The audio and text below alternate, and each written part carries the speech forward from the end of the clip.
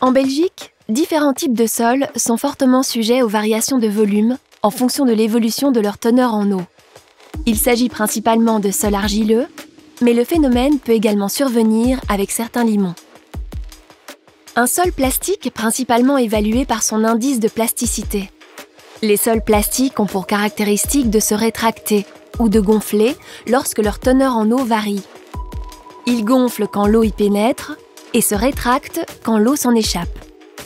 De telles variations de volume sont susceptibles de provoquer des mouvements verticaux pouvant atteindre 10% de l'épaisseur de la couche considérée.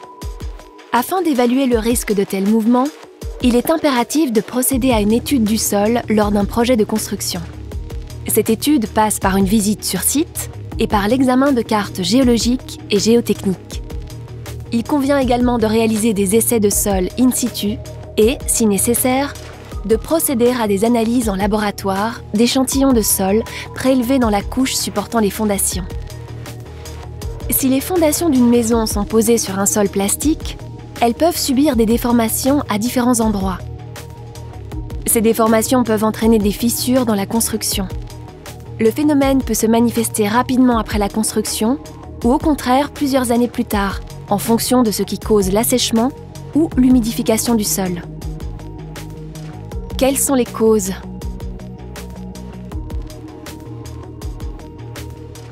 Un bâtiment fondé sur semelle sera plus sensible au mouvement du sol qu'un bâtiment fondé sur radier, même si ce dernier peut également subir des dommages. Un bâtiment sera plus facilement sujet à des déformations si ses fondations sont situées à des profondeurs différentes. Si la teneur en eau du sol varie en fonction des saisons, des fissures peuvent apparaître de façon cyclique. De manière naturelle, les couches supérieures du sol s'assèchent au printemps et en été et s'humidifient à nouveau en automne et en hiver. La teneur en eau du sol peut varier jusqu'à une profondeur d'environ 1,5 m. Après une période de sécheresse prolongée, il est probable que la teneur en eau du sol ne soit pas la même autour du bâtiment que sous sa partie centrale.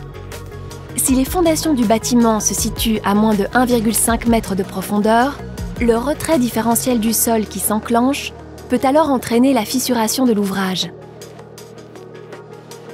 De plus, les arbres peuvent accentuer localement l'assèchement du sol en y puisant via leurs racines l'eau nécessaire à leur développement, et ce, surtout en été.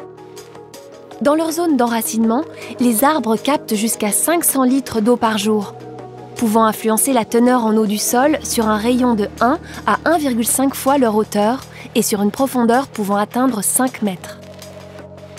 Élaguer ou arracher ces arbres peut fortement contribuer à réhydrater le sol. D'autres causes d'affaissement ou de gonflement du sol sont possibles, comme par exemple un abaissement naturel ou artificiel du niveau de l'eau souterraine ou la présence de fuites dans des canalisations enterrées. Quelles sont les solutions ? Si vous construisez sur un sol à la plasticité élevée, vous devez prévoir un bon concept de fondation. Celles-ci doivent se situer à une profondeur à laquelle il n'y a pas de variation significative de la teneur en eau du sol, minimum 1,5 m en cas d'absence de végétation et 3 m en cas de présence de végétation. Les fondations de la construction doivent idéalement s'établir partout à la même profondeur. Vous devez vérifier si des arbres ont récemment été abattus à proximité de la future construction. Gardez ou plantez la végétation à bonne distance de la construction. Les arbres isolés doivent se trouver à une distance minimum d'1 fois leur hauteur à maturité. Les massifs végétaux doivent se trouver à une distance minimum d'1,5 fois leur hauteur à maturité.